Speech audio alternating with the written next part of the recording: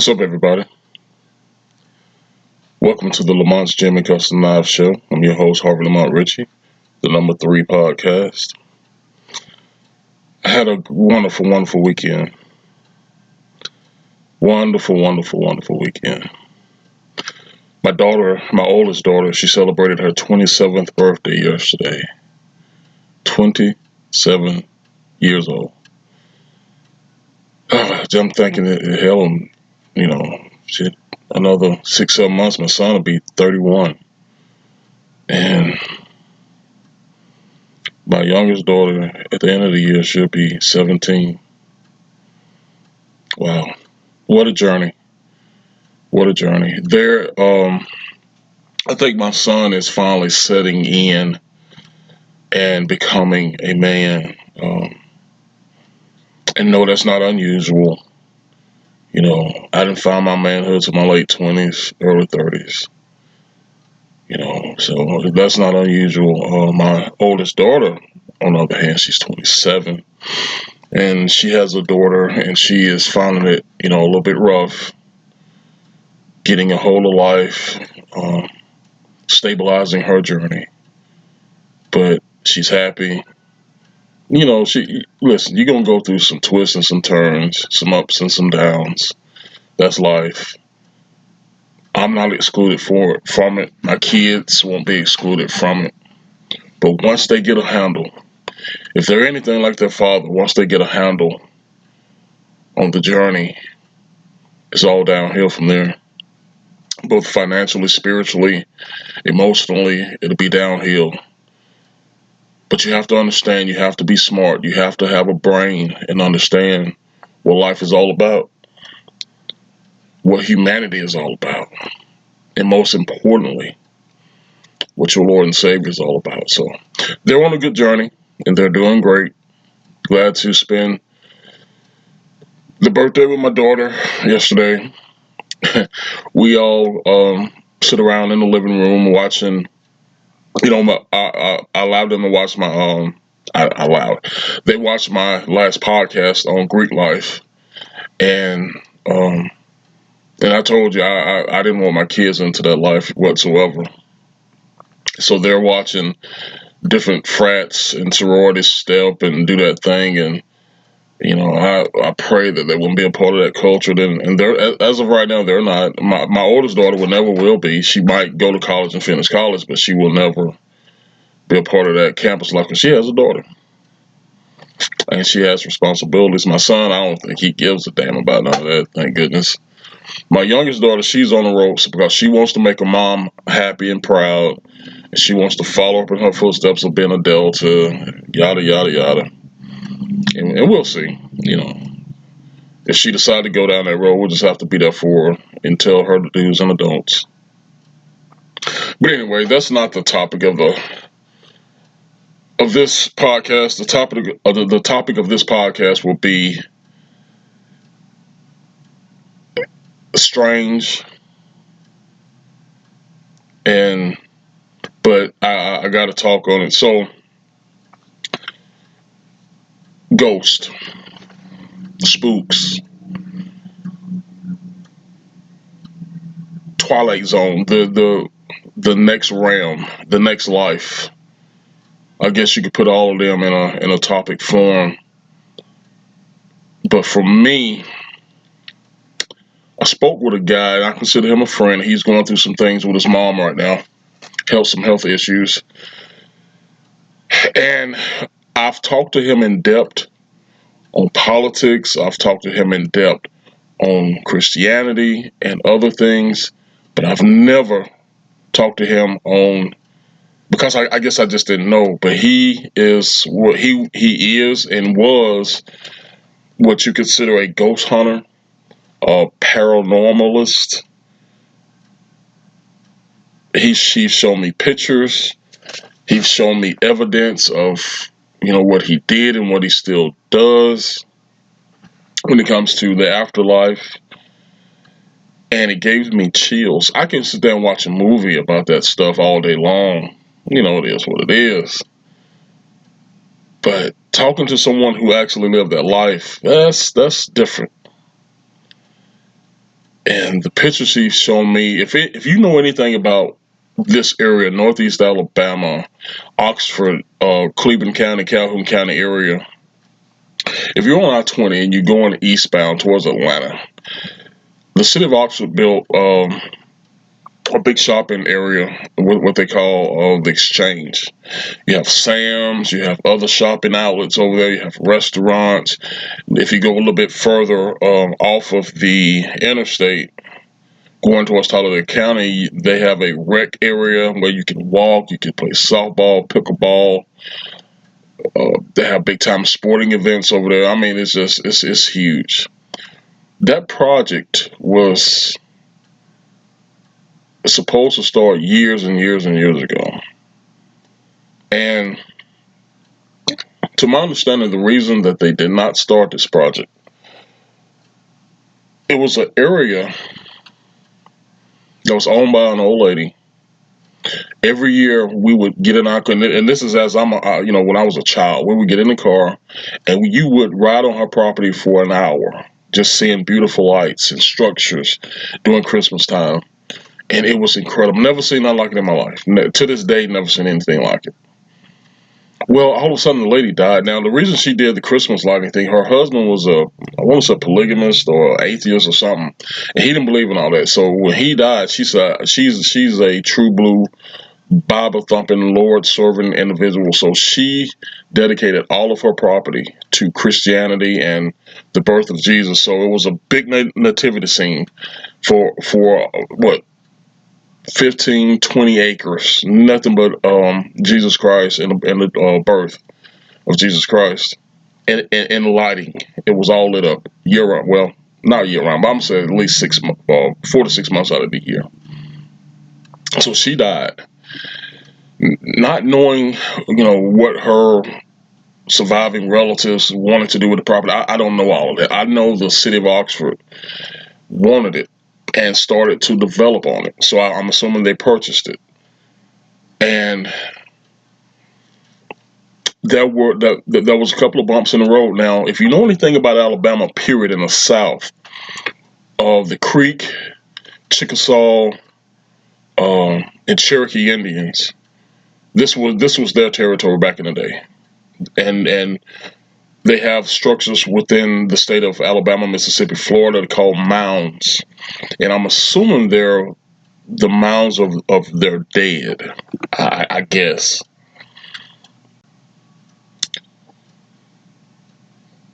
Where I grew up at, down on Highway 202 and Bynum,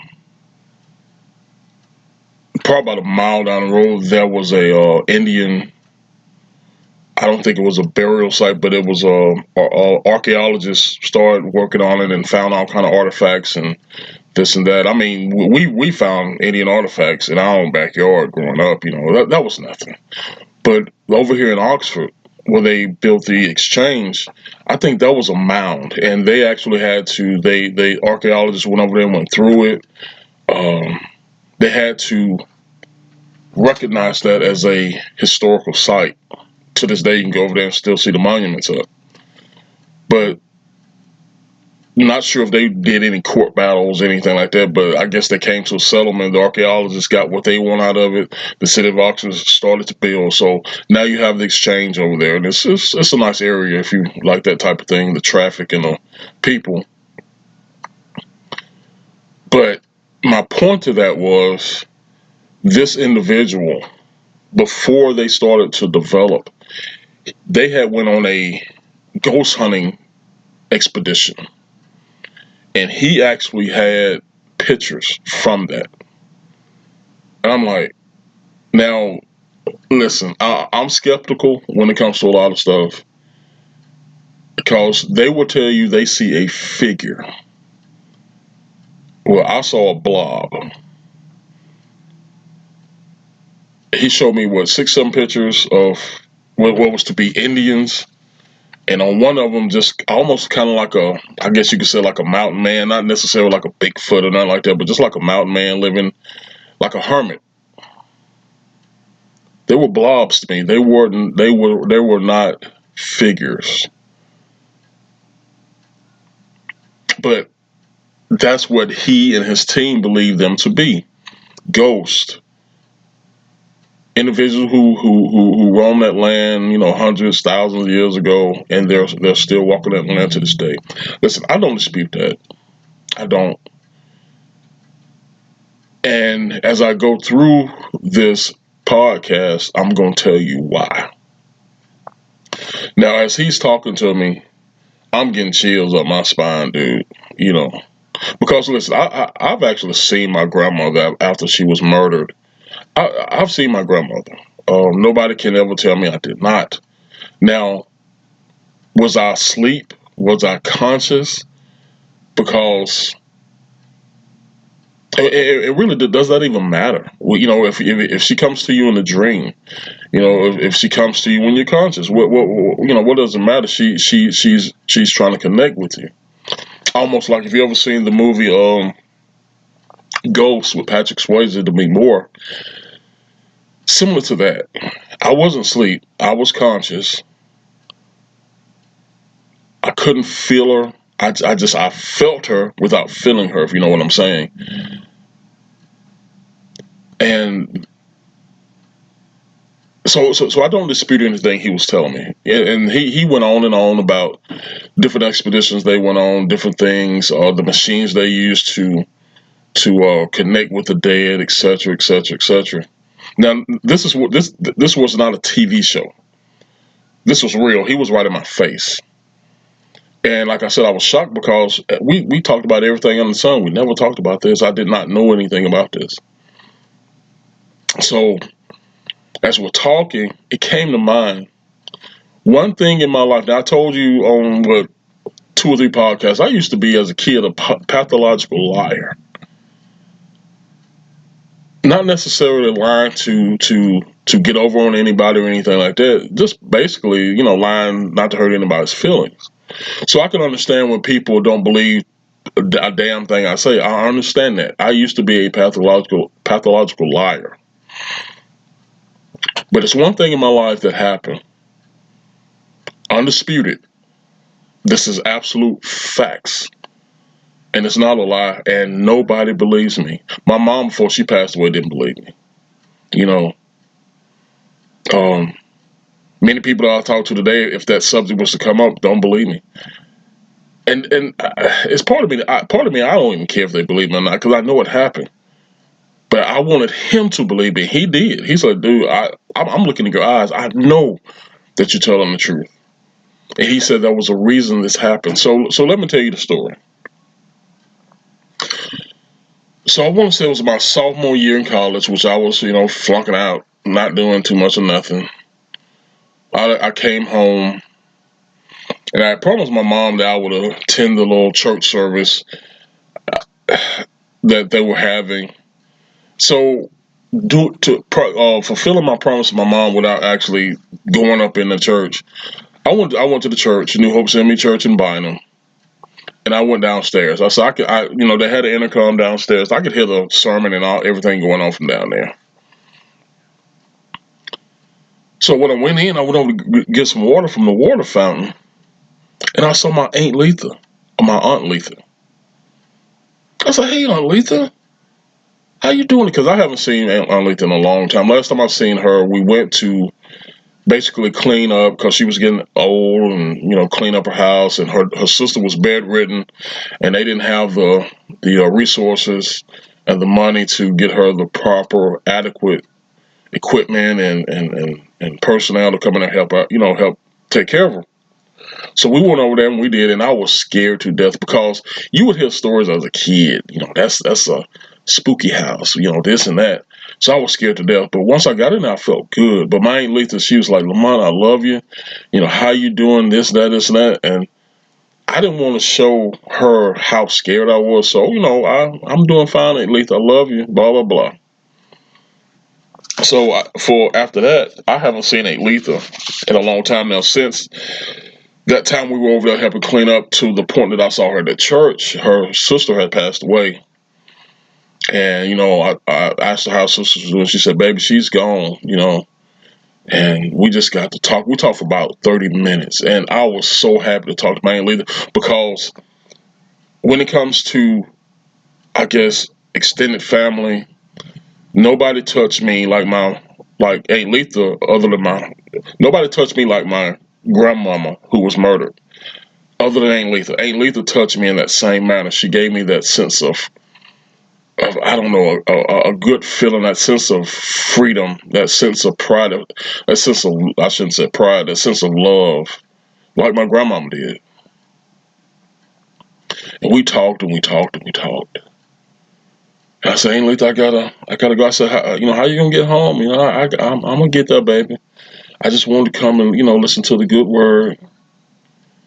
It's okay. I love you. I'll see you later. I'm gonna get on out of here for it. This breaks up. So I went on, and I can't remember what I did. Probably, went and chased some tail, or I wasn't a big club goer or did anything like that. So I know I didn't do anything foolish.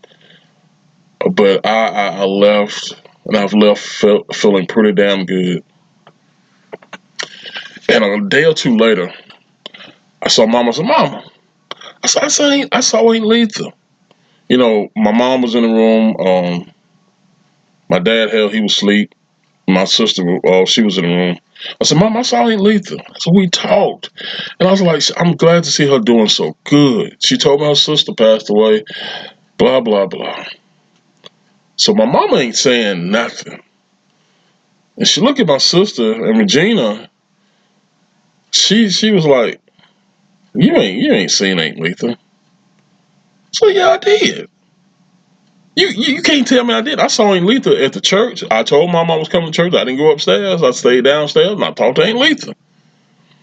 And my mom looked at me and was like, Lamont, Aunt Letha been dead for years.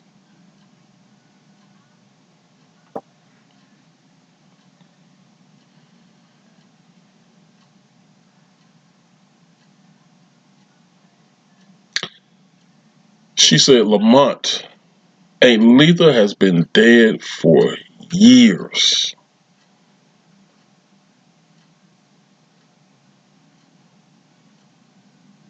So at this point, I don't know if anybody listen, I'm not unique to this earth. I'm not some special person. So I know other people have feelings just like I have feelings. But dude, when I tell you that a chill went down my spine like no other. When I broke out in a cold sweat, like I had the flu or something. And I had to think back, Lamont, did you? I've never done a drug in my life, so but did you, drink a beer or something? Did somebody slip something into your Mickey? Because I talked to my Aunt Letha that night, and I felt good talking to her. I told him this story. He looked me in my eyes and he said, "That was the reason that your aunt came back to you. There's a reason that you spent 30 minutes plus with her downstairs in your church." He's like, "I wasn't there, but I know there was a reason." He said, "I believe you 100%." He said, "I just wish I could have been there with you." So I said all that to say this. When it comes to the afterlife, paranormal type stuff, I would never ever dismiss that. I would never again say that didn't happen, this didn't happen. You full of crap on this, you full of crap on that. I never said, because I promise you, I talked to my Aunt Letha. I was stone cold sober. I was stone cold conscious. Matter of fact, I had been to the gym previously pumping that iron, so I felt pretty damn good.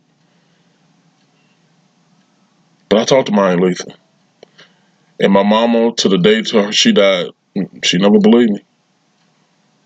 And my sister, who is still living now, we don't talk, but she didn't believe me. Anybody I told that to, they didn't believe me. So that's just something I'm gonna have to live with. But Aunt Letha, If you're out there, thank you, because I needed you. I can't tell you the reason why. Old boy said, "Listen, dude, you could have went somewhere and got into something that could have been the end of your life, and she protected you. She shielded you from that. You could have simply got in your car at the wrong time, driven down the road, been in an accident, and died. She shielded you from that, and I believe it. There was a reason my grandmama came to me, at 13, 14. She shielded me from that, and my Letha, whatever it could have been, she shielded me from something." Because if it's true that she had been dead, and I know I saw her, I hugged her neck, gave her a little sugar on the jaw. There was a reason that happened. And I'm gonna tell you one more thing, and then I'm gonna get up out of here, y'all. So my last podcast was on Greek life, and I didn't go into detail, what Greek life was like when I was online, when I went through probate, etc. I just said we didn't do the crazy things that the white guys did. Excuse me, but we did do something crazy, and what we did on that night was possibly top 10, top 5, top 10 most dangerous things I've done in my life. We walked the full length of the Tongue-Bigby River Bridge without any rails from one side to the other, and didn't have any rails on it, on a stormy night, and I mean a very stormy night in Hale County, Alabama. It was 6 of us, and I was scared to death. Now, I wish I could tell you, or I wish I could remember what happened step by step. All I remember is, as we was getting ready to end, I damn slipped. I didn't go off the side of I'm still here. But, this guy who we were damn good friends, line brothers, and we actually ended up being enemies because at one point he did something I can't remember. Maybe it was me, and we ended up not talking matter of fact, we haven't talked since then. But he had saved me. He caught me and pulled me back up, not knowing if I would have went straight down to the river or on the side of the bank. I can't remember that part of it. I know I was scared to death, and I prayed to God, get me out of this, and I'll never do it again. I promise you. His name was Demetrius. He was from Bullock County, Alabama. I hope he's somehow, some way he can see this. Demetrius, if you're still alive and you're looking at this dude, give me a holler. So this is the strange thing about this story. So remember, we're online, we're doing something stupid on the Tongue-Bigby River Bridge in Hale County, Alabama. And at a certain point, at a certain time, I could have ended my life. So we go back, we disperse, we go to the dorm, and the very next day, Demetrius knocked on my door. He said, "Hey man, you got a phone call. I think it's your mom." It's okay. So I go to the phone. It was my mom, and this was 1991, I want to say. She said, "I got some bad news for you." I said, "Oh my God, I don't want to hear no bad news. Your cousin Demetrius is dead." Now, if you don't know, my cousin Demetrius, not the Demetrius who saved me on this line, but my cousin Demetrius who I grew up with, Demetrius Summerlin, was like my brother, the closest cat on earth to me. He had went into the military, army, and I think he was stationed in Panama at the time. And I was like, "What happened?" She said he drowned. Not knowing if they were on duty or they was just out having fun, because you got to remember they're in Panama, surrounded by beaches, surrounded by water. So I'm devastated. This is my brother. I go cry, beating on the walls. The walls were worn, by the way. And I was like, wow. So they didn't allow me to go to the funeral because, mind you, I'm in college. I don't have a car. I can't get up there 7, 8 days later when they ship the body back up to go to the funeral. So I never seen Demetrius alive again. I think last time I seen him, it was about a year or two before he got deployed. But this was my boy, my brother, and I loved him. So we started digging into the details, and they gave his mama Martha the account of what happened.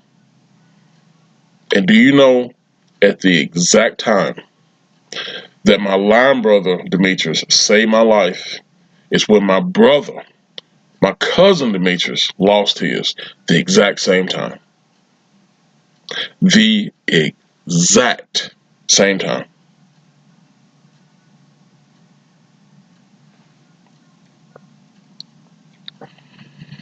I didn't tell old guy this, the ghost hunter guy. I didn't tell him this. But after all we had talked about, it got me thinking: Did Demetrius sacrifice his life for me? Did Demetrius sacrifice his life to save mine? I don't know. Maybe I would never know. But I know Harvey Lamont Richie doing something stupid, being somewhere where he shouldn't have been, had no business being, could have died. When my cousin, my brother, is over there serving his country where he needed to be, he lost his life. There's a lot of things that we don't understand. A lot of things I damn sure don't understand. But I do know this. My Lord and Savior, Jesus Christ, is in control. And whether it's living or whether it's the dead, if you have Jesus in your heart, you have nothing to fear. Nothing. Because when I thought I would fear seeing my grandmama after she was murdered, I never felt that fear. When my mama told me that Aunt Letha had been dead for years, but yet I sit here and talk to this lady, gave her some sugar, hugged her neck, I felt no fear. Nothing. I felt nothing but good. So that got me out of fear when it comes to the dead. I do not fear the dead. I do not fear anything. I could go to a graveyard now. As a kid, I was terrified of the graveyard. I could go to a graveyard now and be at peace. And when it comes to the Matrix, and both of them, I don't know if my line brother's still living, and I hope he is. I hope he sees this podcast. But to both the Matrices, I could honestly say you saved my life, Demetrius, because I was about to fall. You pulled me back. You held me. You saved me. As far as my brother, my cousin, Demetrius, whether you sacrificed your life for me or not, I never know. But I still love you. And if you did, thank you, brother, because I know you're in a way better place now. And hopefully I'll see you next lifetime. But listen, y'all, I just wanted to speak on that. That was a topic of a conversation last week I had. It's been on my heart. So you guys stay blessed. I love you. I appreciate you. And as always, in the name of the Father, Son, and Holy Spirit, you guys stay blessed. And I'll see you next time.